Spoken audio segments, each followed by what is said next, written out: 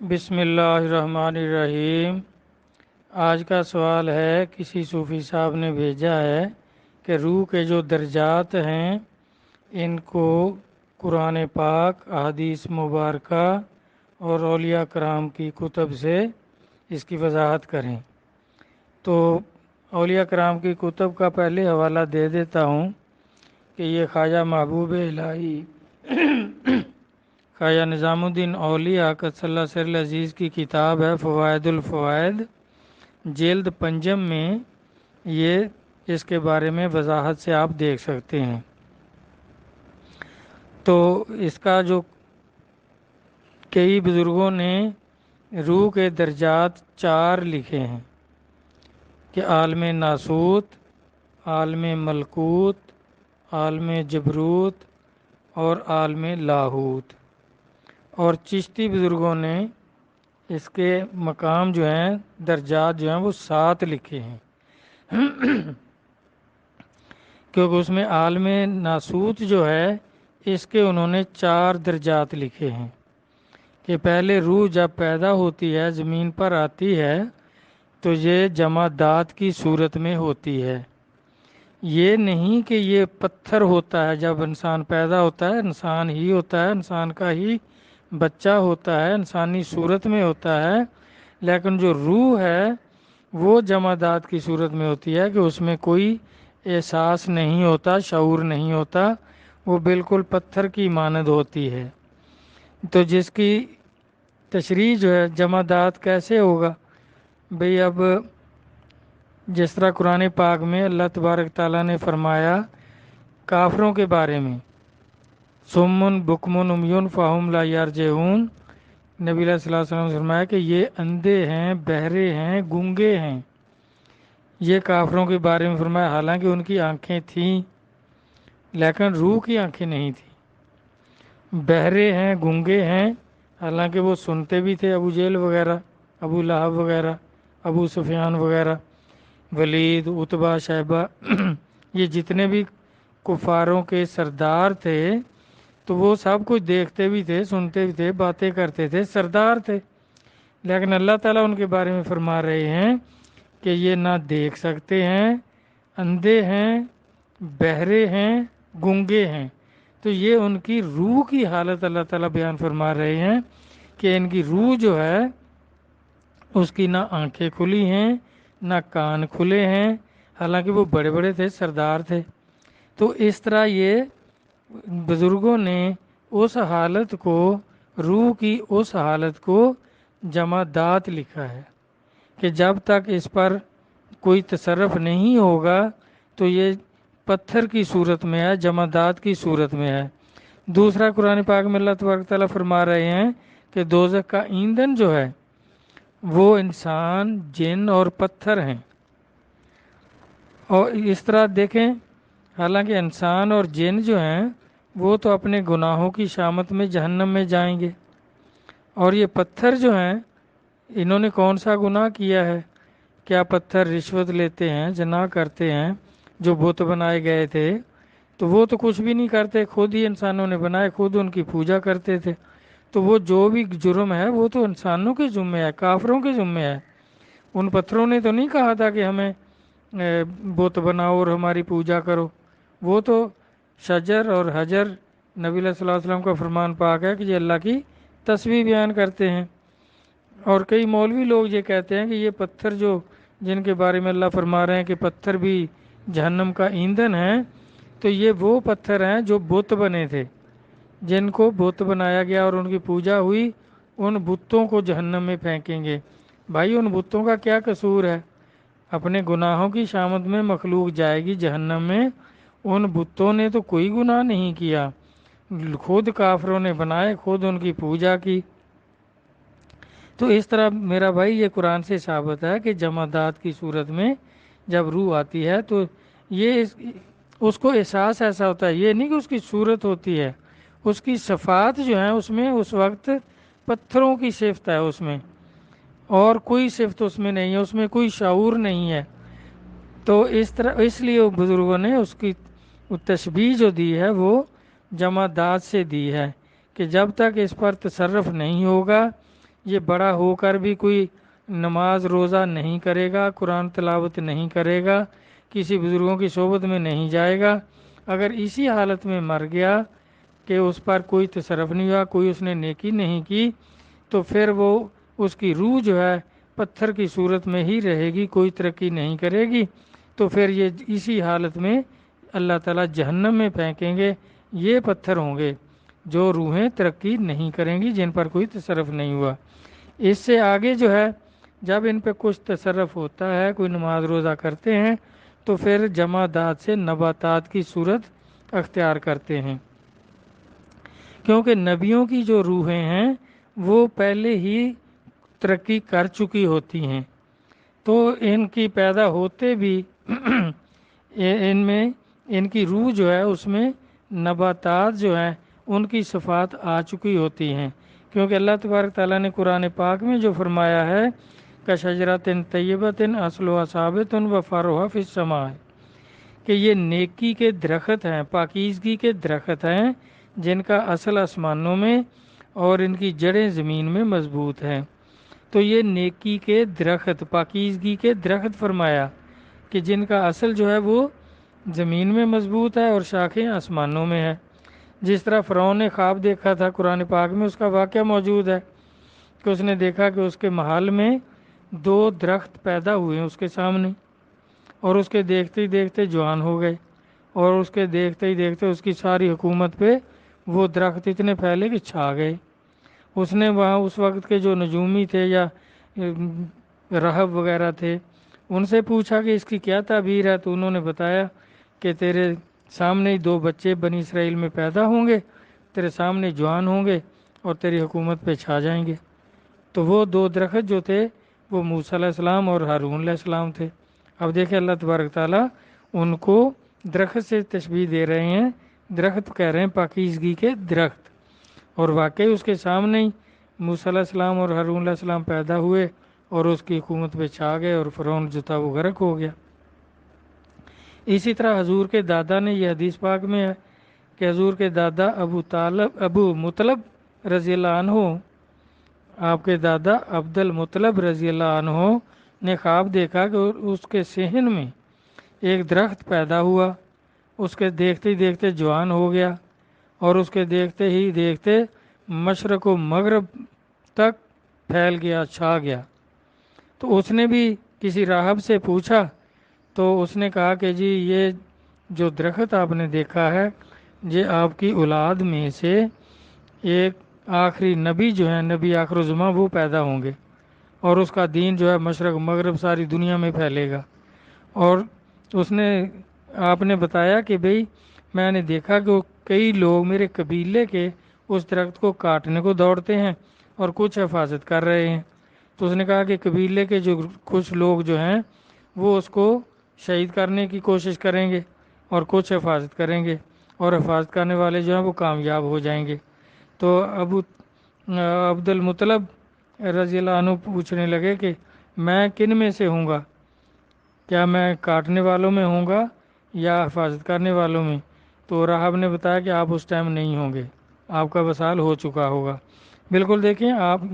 یہاں بھی خواب میں اللہ تبارک تعالیٰ دکھا رہے ہیں، اور حدیث مبارک میں اسی طرح کہ وہ بھی درخت تھے، نیکی کے درخت، اور بعد میں دیکھیں یہ سرکار انہی کے سامنے پیدا ہوئے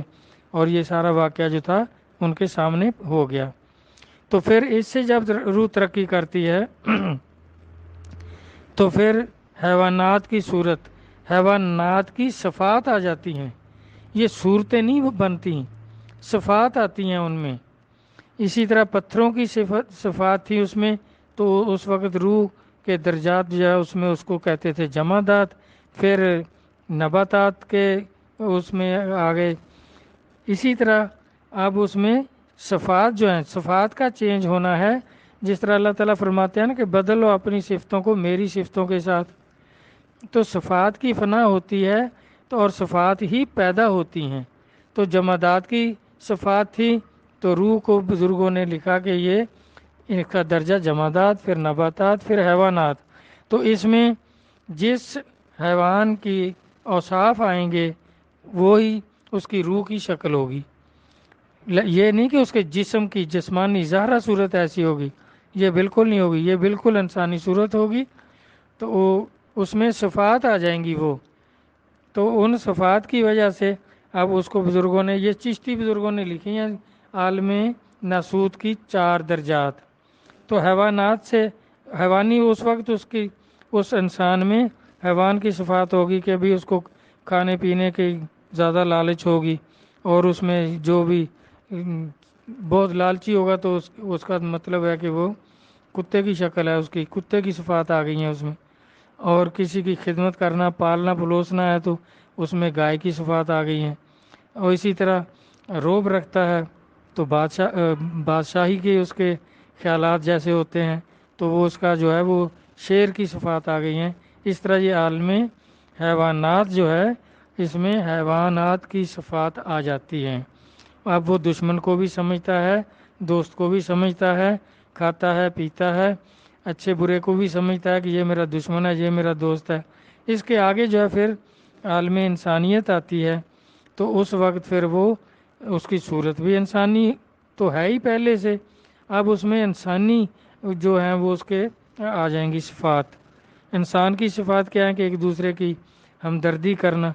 جبکہ جانور ہمدردی نہیں جانتے، کھانے پینے میں بھی دوسرے کو ترجیح دینا کہ اچھا کھانا اس کے لیے چھوڑنا، جیسے سرکار نے فرمایا حدیث کے مطابق۔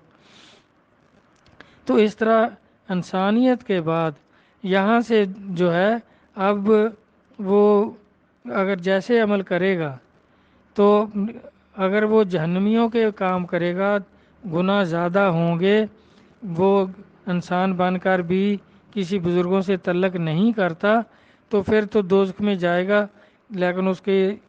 جو صفات ہوں گی وہ انسان والی نہیں آئیں، تو جب جہنم میں جائے گا تو پھر جو صفات اس پر غالب آئی تھیں اس شکل میں ہی جائے گا، اس کی شکل پھر بدل جائے گی، روح کی وہ اس کی ظاہرہ شکل بھی بدل جائے گی۔ جیسے قرآن پاک میں ثابت ہے کہ بلم باور جو تھا وہ اللہ کا ولی تھا، اس نے موسیٰ علیہ السلام کے خلاف دعا کی، جنگ میں اس کی قوم کو جیت ہو گئی، فتح ہو گئی، اور موسیٰ علیہ السلام نے اس کو بتایا کہ اللہ ناراض ہو گئے ہیں، تو اس کے بارے میں حدیثوں میں ذکر ہے کہ اس کی 3 دعائیں بھی اس کی عورت پہ ہی غرق ہو گئی تھی، تو اس کے بارے میں حدیث مبارکہ میں ہے کہ وہ کتے کی شکل میں، اصحاب کہف کے کتا جو ہے اس کی کھال اس پہ ڈالی جائے گی اور وہ کتے کی شکل میں جہنم میں جائے گا، اور اس کی کھال اصحاب کہف کے کتے پہ ڈالی جائے گی، وہ انسانی صورت میں اصحاب کہف کا کتا جنت میں جائے گا۔ تو اس طرح اس کے آگے جو ہے پھر عالم ملکوت ہے، اب فرشتوں کی صفات آ جائیں گی اس میں، بظاہر صورت وہی ہے، یہ نہیں کہ بھئی جیسے وہ کہتے ہیں عیسائیوں کا عقیدہ ہے، جیسے ان کا کوئی دانشور ہوا ہے ڈارون کہ ڈارون بولا بوزناہو میں، کہ اس نے کہا کہ یہ بندر سے ترقی کر کے ہم انسان بنے ہیں، حالانکہ کہا منصور نے خدا ہوں میں، تو اس طرح انہوں نے کہا کہ نہیں، ہم تو اللہ کے نور سے پیدا ہوئے ہیں، ہمارے اندر وہ صفات موجود ہیں، ہم جب اس راستے پہ چلیں گے فنا فی اللہ ہو جائیں گے تو پھر اللہ کی صفات آ جائیں گی ہمیں اور ان صفات کا اظہار ہوگا۔ تو اس طرح یہ عیسائیوں کا عقیدہ ہے، یہی کئی لوگ اس کو، یہی کئی صوفی سمجھتے ہیں کہ یہ پہلے پتھر تھا، پتھر سے پھر درخت اگ گیا، درخت سے پھر یہ حیوان بن گیا، حیوان سے پھر ترقی کر کے انسان بنا اور برسوں لگ گئے، ایسا نہیں ہے، انسان پیدا ہی انسان ہوتا ہے اور اس کی روح کی جو صفات ہیں وہ ترقی کرتی ہیں، کہ جمادات کی صورت یہ نہیں ہے کہ اس کی وہ پتھر تھا، وہ انسان ہی پیدا ہوا تھا، لیکن اس کی صفات جو ہیں روح کی اس میں پتھر کی صفات تھیں، اس میں شعور نہیں تھا، جیسے پتھروں میں کوئی شعور نہیں ہے، نہ ہل سکتے ہیں، نہ کچھ کر سکتے ہیں، نہ کھاتے ہیں، نہ پیتے ہیں۔ تو اس طرح یہ صفات کا چینج ہونا ہے، صفات بدلی ہوتی ہیں، صفات چینج ہوتی ہیں، یہی ترقی ہوتی ہے۔ تو عالم ملکوت میں جب جائے گا، روح داخل ہوگی تو پھر اس میں فرشتوں کی صفات آ جائیں گی۔ جیسے فرشتے جو ہیں یہ کھاتے پیتے نہیں ہیں، عبادت ہی ان کی خوراک ہے، وہی ان کی غذا ہے، تو اس طرح اس کا بھی پھر دھیان جو ہے وہ کھانے پینے کی طرف کم ہوگا، عبادت کی طرف زیادہ ہوگا، کیونکہ فرشتوں کی صفات یہی ہیں کہ وہ ہر وقت عبادت میں رہتے ہیں، جو ان کو حکم ملا ہوا ہے وہ اسی کو ادا کرتے رہتے ہیں۔ تو اس طرح جب جس آدمی کی روح کا تعلق عالم ملکوت سے ہو جائے گا تو فرشتوں کے اوصاف اس میں پیدا ہو جائیں گے۔ اس کے بعد ہے عالم جبروت، یہ روحوں کا عالم ہے۔ تو روحوں کو جو ہے یہ جیسے فرشتوں کو اللہ کی معرفت نہیں ہوتی، روح جو ہے ان کو اللہ کی معرفت ہوتی ہے، تو پھر اللہ کی صفات اس روح میں آ جاتی ہیں، اللہ کی صفات آ جائیں گی اس میں۔ تو اس کے آگے اگر اس کی زیادہ وضاحت کریں تو بھائی بیان بہت پھر لمبا ہو جائے گا، کیوں اس کے جو لوگ اس راستے کے مسافر ہیں جنہوں نے راہ طریقت اختیار کیا، مرشد کامل ان کو نصیب ہو گئے، تو وہ یہ سب جانتے ہی ہیں۔ میں تھوڑا تھوڑا اس کی وضاحت کر رہا ہوں تو باقی آپ سمجھدار ہیں۔ اگر کوئی دوسرا آدمی اتنے مختصر الفاظ میں اس سے اچھی تشریح کرے یا اس کو بیان کرے تو اس کی مہربانی، ہماری بھی رہنمائی ہو جائے گی، اس کا پیشگی شکریہ۔ تو اس طرح جب پھر اس میں اللہ کی صفات آ جائیں گی جب عالم جبروت میں روح داخل ہوگی، تو اب اللہ کی صفات جو کچھ ہیں وہ سب جانتے ہیں، اللہ رحیم ہے، کریم ہے، جبار ہے، قہار ہے، نذیر ہے، بشیر ہے۔ تو اس طرح اس میں یہ چیزیں پیدا ہو جائیں گی، اللہ کی صفات پیدا ہو جائیں گی۔ یہ نہیں کہ وہ اللہ بن جائے گا، اللہ نہیں بنتا، انسان انسان ہے، اللہ اللہ ہے، بندہ بندہ ہے، صفات آ جائیں گی اس میں۔ اور آگے جب یہ صفات آ جائیں گی پھر ترقی کرے گا تو عالم لاہوت میں روح داخل ہوگی۔ جب عالم لاہوت میں داخل ہوگی تو پھر کیا ہوگا کہ وہ جو صفات اس میں اللہ کی پیدا ہو گئی تھیں اب ان صفات کا اظہار بھی ہوگا۔ جیسے اللہ تبارک تعالیٰ غالب آ کر بھی انتقام نہیں لیتے، اپنے دشمن سے بھی انتقام نہیں لیتے، کافروں کو بھی رزق دیتے ہیں، ان پر بھی رحمت کرتے ہیں۔ تو اس طرح یہ صفات پھر اس روح میں آ جائیں گی، جس طرح پیغمبروں میں اللہ کی صفات آ گئی تھی اور اس کا اظہار بھی ہوا کہ انہوں نے بھی دشمن پر غالب آ کر انتقام نہیں لیا، معاف فرما دیا۔ جیسے یوسف علیہ السلام اپنے بھائیوں پر غالب آ گئے اور انہوں نے ان سے کوئی انتقام نہیں لیا، حالانکہ انہوں نے کیا کیا ان کے ساتھ کیا تھا، مارا پیٹا تھا، پھر کنویں میں پھینک دیا، کیا کیا انہوں نے کیا تھا۔ لیکن جب یوسف علیہ السلام غالب آ گئے، بادشاہ تھے، تو پھر بھی ان کو انعام و کنام دیتے رہے، انعام و کرام سے نوازا، اور اپنے والد کے لیے اپنا کرتا بھیجا کہ ان کی آنکھوں پہ رکھنا، ان کی آنکھیں ہو جائیں گی، بینا ہو جائیں گے، میرے پاس لے آنا۔ تو یہ غالب آ کر معاف کر دینا تو یہ اللہ کی صفت ہے، یہ اسی طرح یہ قرآن و حدیث سے ثابت ہے۔ اور خود نبی علیہ الصلوۃ والسلام بھی دیکھیں، جب مکہ فتح ہو گیا تو آپ غالب آ گئے تھے مکہ شریف پر، تو یہ سارے جو بھی اس وقت تک بچے ہوئے تھے کافر، تو ان سے آپ نے پوچھا آج کیا امید ہے آپ کو؟ تو انہوں نے کہا جی آپ کریم ابن کریم ہیں، ہم تو وہی امید رکھتے ہیں جو یوسف علیہ السلام نے اپنے بھائیوں سے کیا، آپ بھی ہمارے ساتھ وہی سلوک کریں گے۔ تو آپ نے یہی فرمایا کہ آج کسی سے کوئی مواخذہ نہیں ہے، سب کو معاف کیا۔ تو یہ اللہ کی صفات کا اظہار ہے، کیونکہ نبیوں کی روحیں سب اللہ کی صفات ان میں آ چکی ہوتی ہیں اور پھر اس کا اظہار بھی ہوتا ہے۔ تو یہ ہیں بھائی روح کے ساتھ مقام، اور حدیث مبارک میں بھی ہے، یہ حدیث نمبر مشکوٰۃ شریف میں 200